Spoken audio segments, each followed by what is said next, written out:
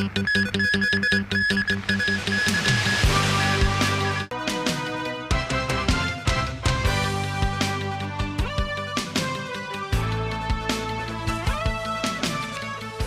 evening and welcome. Details of the national security legislation are starting to emerge as the NPC Standing Committee concluded its review of the law. Among the revelations is a National Security Committee or Commission, which will be set up to oversee the implementation and enforcement of the controversial legislation. Caleb Leung has details. After 3 days of meetings, the state-run Xinhua News Agency reported that the National People's Congress Standing Committee concluded its legislative session today. To the surprise of some, the report made no mention of the national security legislation for Hong Kong. Xinhua issued more details about the draft bill in the evening. Under the proposed new law, the SAR government is required to set up a national security committee chaired by the chief executive. Relevant government officials and heads of disciplinary forces will serve as members of the committee. The central government in Beijing will appoint a consultant to the committee. The Hong Kong Police Force and the Justice Department will both need to set up a specific department for national security. The SAR will have jurisdiction over the crimes mentioned in the law, except under special circumstances. The draft legislation does not forbid foreign judges to hear cases related to national security, but it does stipulate that the CE should assign specific judges to handle such cases. Beijing will also set up a national security office in the territory, which will supervise and advise the SAR on national security. Last but not least, the law listed out specific circumstances where mainland authorities will have jurisdiction over crimes in Hong Kong. As reported earlier, the legislation constitutes 4 types of crimes. This includes acts of secession, subversion of state power, terrorist activities, and collusion with foreign or external forces to endanger national security. It also specified the punishments for these crimes. Caleb Leung, TVB News. The Education Secretary says more promotion efforts for students on the national security law are in the pipeline. And there are growing concerns about eligibility requirements for people running in the upcoming Legislative Council elections who are opposed to the law. Kaina Chu reports. With the imminent arrival of the national security legislation, Secretary for Education Kevin Yeung has a mission to complete. In an interview with the Chinese state broadcaster CCTV, he pointed out the need to teach students of the SAR that they are part of the country and should take every action with the nation's safety and future development in mind. Noting how some pupils have been incited into committing radical and illicit behavior, the education chief censured those exploiting youngsters as political bargain chips. With the Legislative Council election in less than 3 months, Secretary for Constitutional and Mainland Affairs Eric Zong earlier questioned whether candidates opposing the national security law are fit to participate. But his view wasn't shared by Executive Council member Ronnie Tong. If you are opposing the law for reasons which you are permissible to do under basic law or under our system, then I don't think you should be disqualified simply because you disagree with the contents of the law. He said, however, an election hopeful's qualification to run for office is very much in question if he or she disregards the one country, two systems principle or even desires Hong Kong independence. As foreign powers continue to weigh in on the city's political situation, the Ministry of Foreign Affairs criticized politicians and bodies in the West for meddling with China's internal affairs by smearing the national security legislation. That's despite their declaration of respect for the rule of law while ignoring the principle of non-intervention under international law. Kaina Chu, TVB News. Meanwhile, around 30 trade unions and student groups held an unofficial referendum today on the national security law. By mid-afternoon, at least 2,000 people had cast their votes. The result will be announced tonight to decide whether to push ahead with a general strike and class boycotts. As Pinky Wong reports, the government again condemned the call to strike over the security law.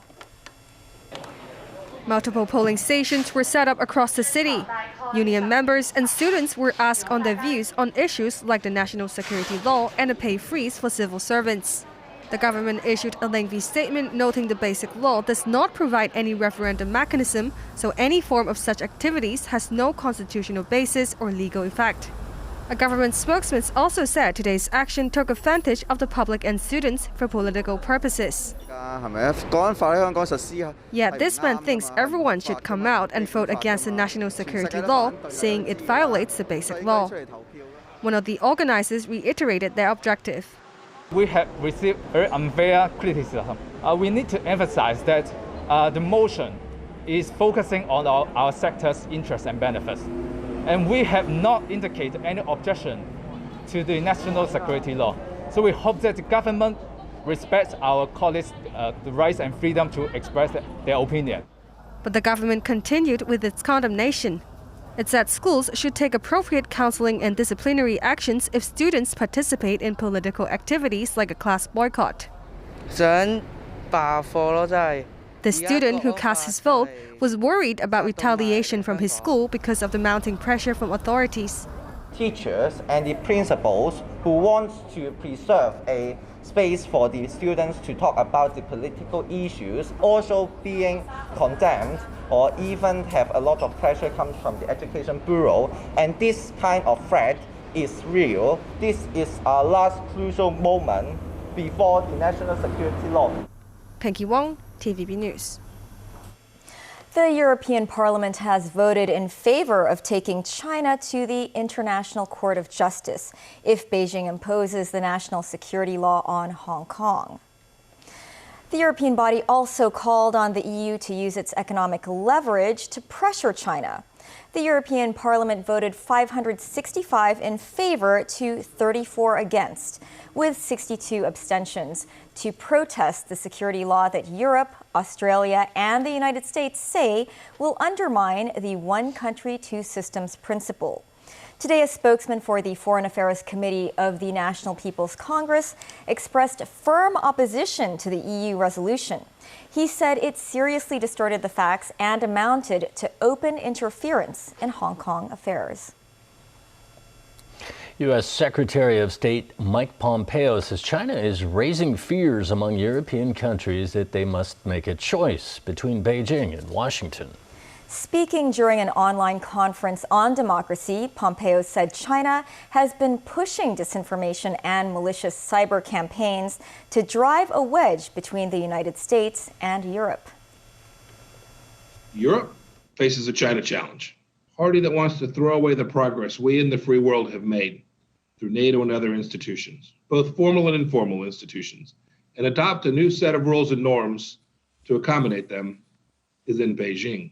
I hope that the Chinese Communist Party will begin to recognize that if they want to rise, if they want to continue to build out their nation, that they need to do so on a Western rule set, a rule set that honors the rule of law and honors freedom and respect for sovereignty. If they can flip, if they can make that difference, because the rest of the world demands that of them, just like we do of every other nation with which we interact. It's not unique, it's simply reciprocal.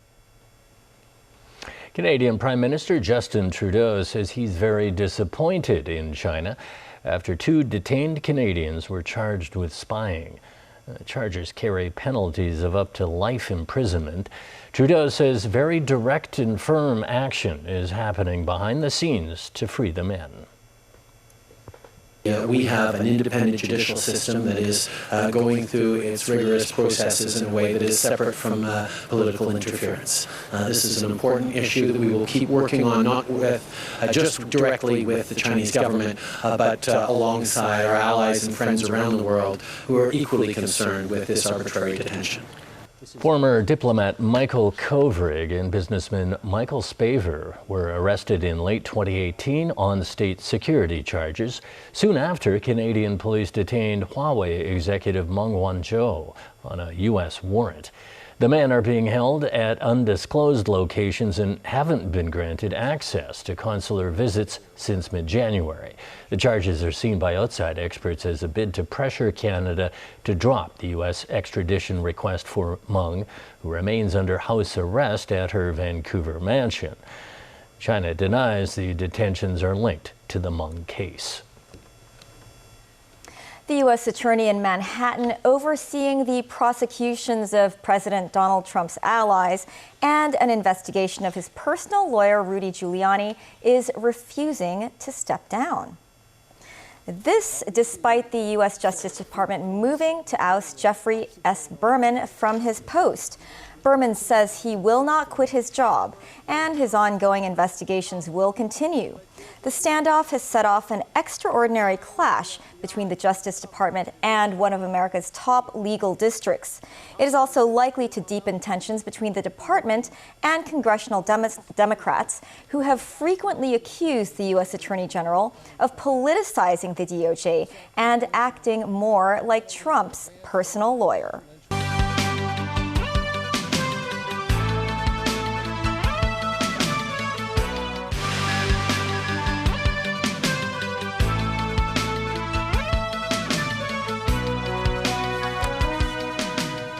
Welcome back to TVB News. The city reported another imported case of COVID-19 today, bringing the total number to 1,128. Still, businesses are seeing more customers this weekend amid the relaxed social distancing orders. Dong Yao-nie has details. No limit on seat numbers and eateries and bigger groups allowed in public. Hong Kongers are enjoying the sunny weekend outside as social distancing measures were further eased this week. And it's not just residents who are benefiting. With Father's Day and Dragon Boat Festival around the corner, some businesses are finding the relaxed social distancing measure come at the perfect time, like these dim sum restaurant in Mong Kok. Because normally for festival or big days, they normally have family gathering. The number of people will exceed 8 persons. We receive many bookings after the relaxation, double the normal booking. This customer said thanks to the measures easing up, her family finally had its first meet-up in more than 3 months. I feel happy, more convenience because we can have more people to eat together. But her father is absent from this special celebration of fatherhood. He just back to the mainland and then he can't come back.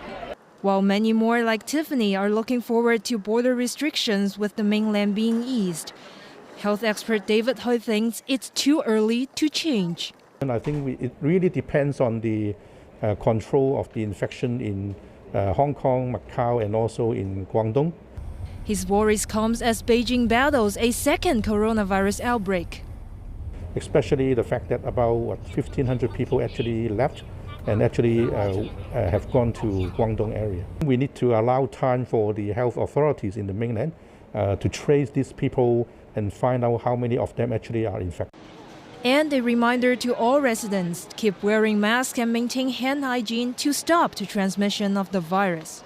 Dong Yao-nie, TVB News. Police have arrested 68 people in a gang crackdown. Officers raided multiple locations in Tai Po, Yuen Long, and Tuen Mun last week and seized drugs, cash, and weapons. 51 males and 17 females between the ages of 17 and 87 have been arrested for alleged drug trafficking, wounding, and illegal gatherings. 25 of them have a triad history. The police say there's been a slight increase of gang violence recently. Overseas again, Brazil's government has confirmed that the country's COVID-19 cases have risen past 1 million, second only to the United States. The virus has spread relentlessly across the country, eroding support for right-wing President Jair Bolsonaro and raising fears of economic collapse after years of anemic growth. Alan Bucknia reports. The country's health ministry reported a single-day increase of more than 50,000 yesterday, saying the high number was due to corrections of previously underreported cases. And specialists believe the actual number could be many times higher, saying testing in Brazil is 20 times less than is needed to track the virus.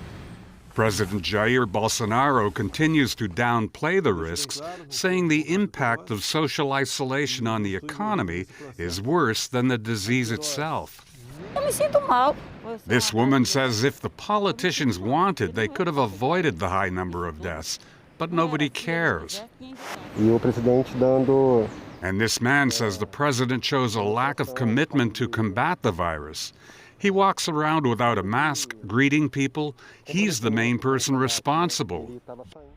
In Switzerland, the World Health Organization said the pandemic is accelerating, with more than 150,000 new cases reported yesterday, the highest single-day number so far.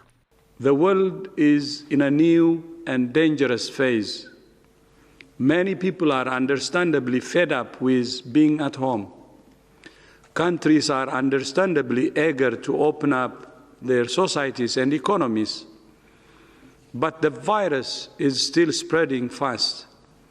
In New York, United Nations Secretary General Antonio Guterres stressed the world cannot and should not look the same after the crisis, but he warned that the pandemic could worsen social inequalities.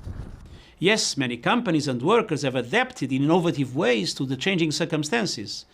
For example, millions have moved overnight to working online, in many cases with surprising success. But the most vulnerable are at risk of becoming ever more vulnerable, and poor countries and communities risk falling even further behind. A point made back in the poorest parts of Brazil, with a weaker healthcare system and basic sanitation that's insufficient to prevent contagion. Alan Bookniat, TVB News. And that is the news. Thanks for watching. Good night.